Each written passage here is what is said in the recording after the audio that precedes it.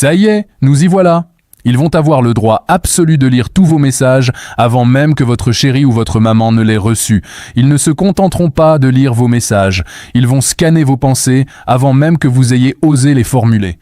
Continuez à me dire « va en Corée du Nord » et tu verras si on est en dictature. Ceux-là, passez votre chemin, une fois pour toutes. Bienvenue dans la dystopie qu'ils vous construisent en prétendant vous protéger. Bonjour à toutes et à tous. Le sujet du jour est d'une gravité absolue. Son petit nom, c'est Chat Control. Un nom presque mignon, n'est-ce pas? On dirait une application pour retrouver son chaton perdu. Sauf qu'ici, le chaton, c'est votre liberté la plus fondamentale. Et ceux qui la contrôlent, ce sont les bureaucrates non élus de Bruxelles. Vous croyez vraiment que c'est un hasard ? Vous pensez sincèrement que le projet de règlement qui vise à lire l'intégralité de vos messages privés, de vos photos, de vos vidéos, même les plus intimes, avant même que vous ayez cliqué sur « Envoyer », est juste une lubie pour attraper 3 terroristes et 2 déviants ? Réveillez-vous! C'est l'outil de surveillance de masse le plus totalitaire jamais imaginé et il est sur le point d'être voté dans l'indifférence quasi générale le 14 octobre 2025. La France, notre chère patrie des droits de l'homme, fait partie des 19 pays qui applaudissent des deux mains à l'idée de mettre un micro dans chaque conversation privée de ce continent. C'est l'équivalent de poster un gendarme derrière votre épaule quand vous écrivez une lettre d'amour, qui la relie et la valide avant que vous ne la glissiez dans l'enveloppe. Sauf que là, ça concerne des milliards de messages par jour. Alors attachez vos ceintures, on va décortiquer ensemble cette abomination liberticide et vous allez voir que l'argument officiel n'est qu'un misérable cache-sexe. Pour comprendre l'arnaque, il faut d'abord regarder le produit d'appel. L'emballage officiel, c'est le règlement de l'UE sur la prévention et la lutte contre les abus sexuels sur enfants. Qui pourrait être contre ça, hein? Qui? C'est du génie. C'est comme appeler une loi de censure « loi pour la vérité et l'harmonie ». C'est imparable. La commissaire européenne Ylva Johansson, grande prêtresse de ce nouveau culte de la sécurité, nous explique avec des trémolos dans la voix que c'est pour sauver les enfants. L'argument ultime, le bouclier émotionnel qui désarme toute critique. Si vous êtes contre, c'est que vous êtes du côté des monstres. Simple, binaire, efficace. Sauf que ce projet, initialement pondu en 2022, avait été mis au placard. Pourquoi ? Parce que même à Bruxelles, certains avaient encore assez de lucidité pour voir le monstre totalitaire que ça représentait. Mais comme par magie, en juin 2025, hop, le revoilà sur la table, plus agressif que jamais. Vous ne trouvez pas ça curieux, ce timing ? Juste après avoir bien habitué les peuples aux restrictions du DSA, le fameux règlement sur les services numériques. Le DSA, c'était l'apéritif. On contrôle ce que vous dites en public sur les réseaux sociaux. Chat contrôle, c'est le plat de résistance. On contrôle ce que vous dites en privé.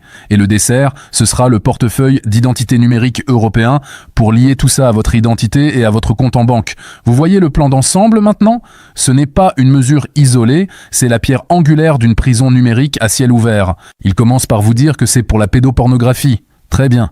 Mais la technologie qu'ils veulent imposer, le scan côté client, ne fait pas la différence. C'est une boîte noire installée de force dans votre téléphone, dans votre ordinateur.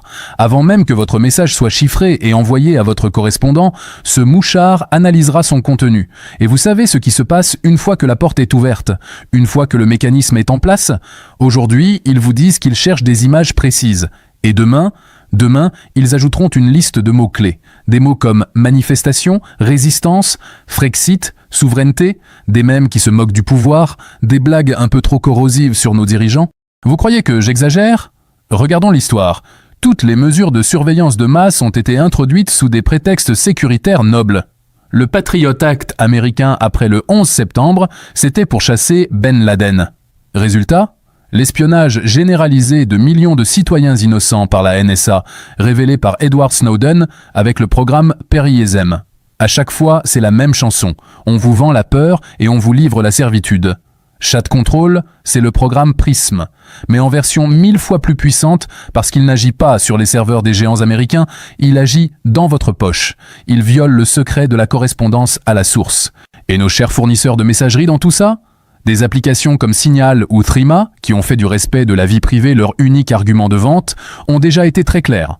Le patron de Signal l'a dit, si cette loi passe, Signal quittera le marché de l'Union européenne. Ils ne peuvent pas, techniquement et éthiquement, installer un mouchard qui détruit le principe même de leur application. le chiffrement de bout en bout. Et là, vous devriez vous poser une question simple. Si les experts mondiaux de la cybersécurité vous disent que ce système est une catastrophe qui crée une faille de sécurité béante pour tout le monde, et qu'une bureaucrate à Bruxelles vous dit que c'est pour votre bien, qui vous croyez ? Celui qui construit des coffres forts ou celui qui veut vous vendre la clé pour l'ouvrir ? C'est une déclaration de guerre à la vie privée, c'est la fin du secret des sources pour les journalistes, c'est la fin de la confidentialité pour les avocats, pour les médecins, c'est la fin de la simple discussion à voix basse entre deux amis qui veulent critiquer le pouvoir sans que l'État n'écoute. L'analogie du micro sous la table est bonne, mais elle est incomplète. Ici, le micro est directement greffé à vos cordes vocales. Il analyse votre intention avant même que le son ne sorte. C'est ça, le scan côté client. C'est l'antichambre du crime de pensée de George Orwell. Et pendant ce temps, la France de Macron, si prompte à donner des leçons de démocratie au monde entier, est en pointe dans ce combat pour la surveillance généralisée. Main dans la main avec l'Allemagne, le fameux couple franco-allemand. Il marche bien, le couple, quand il s'agit d'écraser les libertés des peuples. Ils ont essayé de nous faire croire qu'il y aurait des garde-fous, que ça ne concernerait que les contenus non chiffrés ou que le chiffrement serait préservé. Mensonge, pipeau. Un scan qui a lieu avant le chiffrement rend le chiffrement totalement inutile. C'est comme mettre une porte blindée à votre maison, mais donner les clés au concierge et l'autoriser à fouiller vos tiroirs avant de la fermer à clé. Ça n'a aucun sens. Et qui va bénéficier de tout ça concrètement ? Les entreprises de technologie de la sécurité. Des boîtes qui vont se gaver avec des contrats publics de plusieurs milliards d'euros pour fournir leurs algorithmes de surveillance. On crée le problème, la peur, et on vend la solution. La cage, c'est un business model vieux comme le monde.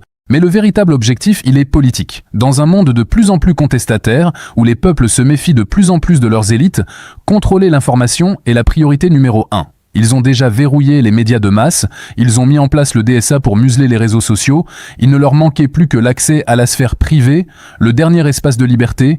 Avec chat contrôle, ils l'auront. Imaginez les conséquences. Une simple photo de vacances un peu dénudée, envoyée à votre conjoint, qui est mal interprétée par un algorithme stupide, hop, un signalement.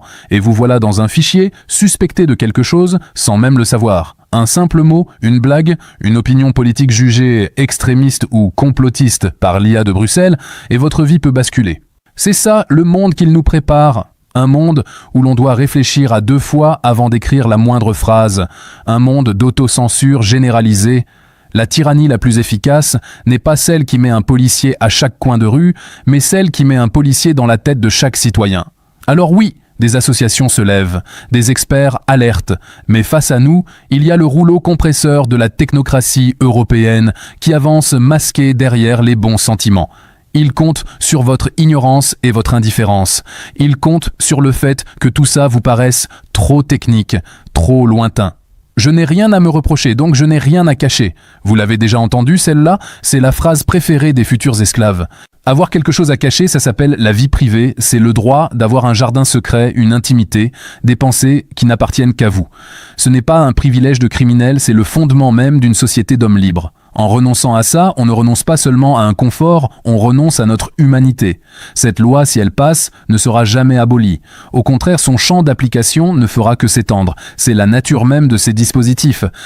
On commence par la pédopornographie, on ajoute le terrorisme, puis l'incitation à la haine, puis la désinformation, puis le délit d'opinion, jusqu'à ce que le simple fait de contester l'Union européenne soit considéré comme un acte de sédition détectable directement dans vos messages privés.